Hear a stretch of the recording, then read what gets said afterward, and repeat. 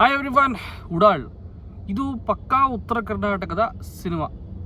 ಪೃಥ್ವಿ ಪದವಿ ಪೂರ್ವ ಸಿನಿಮಾ ಮಾಡಿದಾಗ ಅವ್ರ ಜೊತೆ ನಾನು ಮಾತಾಡಿದ್ದೀನಿ. ಅವ್ರ ಜೊತೆ ಒಂದು ಜರ್ನಿ ಕೂಡ ಹೋಗಿದ್ದೀನಿ. ನಾನು ಆಲ್ಮೋಸ್ಟ್ ತುಮಕೂರವರೆಗೂ ಓಡಾಡ್ಕೊಂಡು ಪ್ರಮೋಷನ್ ಮಾಡಿದ್ವಿ ಅವ್ರ ಸಿನಿಮಾ ಮಾಡಿದಾಗ. ಅವ್ರು ಎಷ್ಟು ಆ್ಯಕ್ಟಿವ್ ಆಗಿರ್ತಾರೆ ಆ್ಯಂಡ್ ಆಲ್ಸೋ ಇಂಡಸ್ಟ್ರೀಲಿ ನಾನು ಏನಾದರೂ ಮಾಡಬೇಕು ಅನ್ನೋ ಒಂದು ಹಠ ಇದೆಯಲ್ಲ, ತುಂಬ ಚೆನ್ನಾಗಿದೆ ಹುಡುಗನಿಗೆ ಹಠ.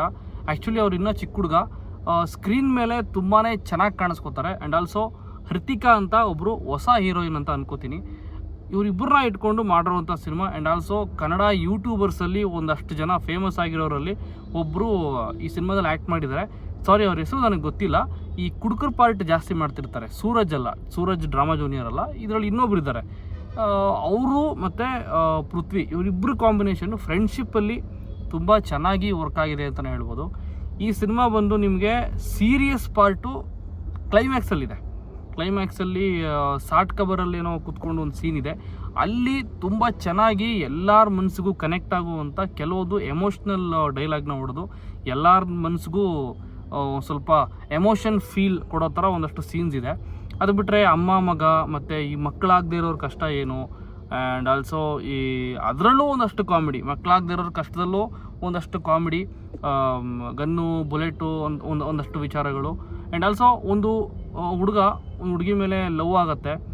ಆ ಹುಡುಗಿನ ಫಾಲೋ ಮಾಡ್ಕೊಂಡು ಹೋಗಿ ಕಾಲೇಜಿಗೆ ಸೇರ್ಕೋತಾನೆ. ಅಂದರೆ ಅವ್ರು ಕಾಲೇಜಿಗೆ ಸೇರ್ಕೊಳ್ಳೋ ಹಿಂಗಿರಲ್ಲ, ಆದರೂ ಫೇಕ್ ಸರ್ಟಿಫಿಕೇಟ್ಗಳನ್ನು ಕ್ರಿಯೇಟ್ ಮಾಡಿ ಕಾಲೇಜಿಗೆ ಸೇರ್ಕೋತಾನೆ. ಕಾಲೇಜ್ ಸೇರ್ಕೊಂಡು ಹುಡುಗಿನೇ ಪಟಾಯಿಸ್ಬೇಕು. ಆ ಹುಡುಗಿ ಬೀಳ್ತಾಳ ಇಲ್ವಾ, ಬಿದ್ದ ಮೇಲೆ ಏನಾಗುತ್ತೆ, ಆ್ಯಂಡ್ ಆಲ್ಸೋ ಸಿನಿಮಾ ಯಾವ ರೀತಿ ಹೋಗುತ್ತೆ ಅನ್ನೋದೇ ಈ ಸಿನಿಮಾ. ಇದನ್ನು ನಿಮ್ಮ ನಿಯರೆಸ್ಟ್ ಥಿಯೇಟ್ರಲ್ಲಿ ನೋಡಿ. ನೆನ್ನೆ ಅಷ್ಟೇ ಸಿನಿಮಾ ರಿಲೀಸ್ ಆಗಿರೋದು. ಪೃಥ್ವಿ ಬಂದು ನನಗೆ ಒಬ್ಬ ಸ್ನೇಹಿತ ಕೂಡ, ಒಬ್ಬ ಫ್ರೆಂಡ್ ಕೂಡ ಈ ಸಿನಿಮಾದ ಹೀರೋ. ಹಂಗಾಗಿ ಈ ಸಿನಿಮಾ ನೋಡಿ ಅಂತ ಸುಮಾರು ನೆನ್ನೆ ಒಂದಿಬ್ಬರು ಫ್ರೆಂಡ್ಸ್ ಕೂಡ ಫೋನ್ ಮಾಡಿ ಹೇಳಿದರು ಚೆನ್ನಾಗಿದೆ ಅಂತ. Completely entertainment package. And also ಎಲ್ಲ ಆ್ಯಕ್ಟರ್ಗಳು ಕೂಡ, ಎಲ್ಲ ಕ್ಯಾರೆಕ್ಟರ್ಗಳು ಕೂಡ ಕಂಪ್ಲೀಟಾಗಿ ಉತ್ತರ ಕರ್ನಾಟಕದ ಭಾಷೆಯನ್ನೇ ಮಾತಾಡಿ ಈ ಸಿನಿಮಾದಲ್ಲಿ ಆ್ಯಕ್ಟ್ ಮಾಡಿರುವಂಥದ್ದು. ಆಮೇಲೆ ವೈಜನಾಥ್ ಬಿರಾದ್ ಅವ್ರದ್ದು ಒಂದು ಸೀನ್ ಇದೆ, ಕಾಲೇಜು ಒಂದಷ್ಟು ಸೀನ್ಗಳಿದೆ. Is a principal. ಅಲ್ಲಿ ನಡೆಯುವಂಥ ಕೆಲವೊಂದು ಸಿಚುವೇಶನ್ಗಳು, ಆಮೇಲೆ ಈ ಅಂಡರ್ವರ್ಲ್ಡ್ ಆ್ಯಕ್ಟಿವಿಟೀಸ್ ಒಂದಷ್ಟು ವಿಷಯನ ತೋರಿಸಿದ್ದಾರೆ. ಅದನ್ನು ಕಾಮಿಡಿ ಕನೆಕ್ಟ್ ಮಾಡಿದ್ದಾರೆ.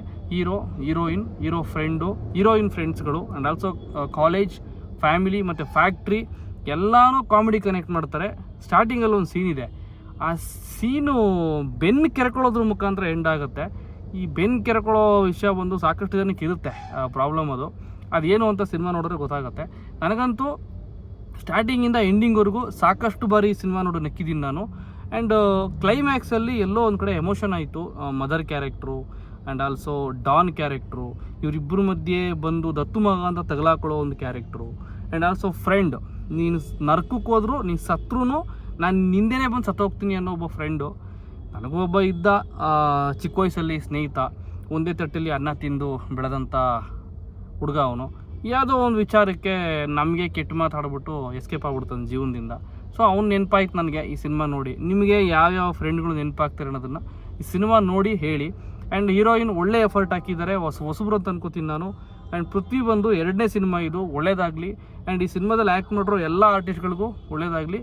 ಡೈರೆಕ್ಟ್ರದು ಒಂದು ಒಳ್ಳೆ ಪ್ರಯತ್ನ, ಬಟ್ ಈ ಸಿನಿಮಾದಲ್ಲಿ ಸ್ವಲ್ಪ ಲ್ಯಾಗ್ ಆಯಿತು ಅಂತ ಅನ್ನಿಸ್ತು ನನಗೆ. 2.25 ಗಂಟೆ ಸಿನಿಮಾ ಡ್ಯೂರೇಷನ್ ತುಂಬಾ ಲ್ಯಾಗ್ ಆಯಿತು ಅಂತ ಅನ್ನಿಸ್ತು. ಇದ್ರ ಬಗ್ಗೆ ಡೈರೆಕ್ಟ್ರು ವರ್ಕ್ ಮಾಡಬೇಕಿತ್ತು ಅಂತ ಒಂದು ಸಜೆಷನ್ ಹೇಳ್ಬೋದು. ಅದು ಬಿಟ್ಟು ಸಿನಿಮಾ ನೋಡಿದರೆ ಹೆಂಗಿತ್ತು ಅಂತ ಕಮೆಂಟಲ್ಲಿ ತಿಳಿಸಿ. ಮತ್ತೆ ಇನ್ನೊಂದು ವಿಡಿಯೋದಲ್ಲಿ ಸಿಗ್ತೀನಿ. Thank you, bye.